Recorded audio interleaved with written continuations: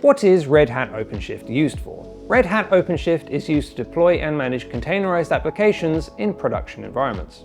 It provides Kubernetes orchestration along with integrated security, automation, and lifecycle management. What is the difference between Kubernetes and OpenShift? Kubernetes is an open-source container orchestration framework. OpenShift builds on Kubernetes by adding enterprise platform capabilities such as integrated security controls, lifecycle management, and developer tooling.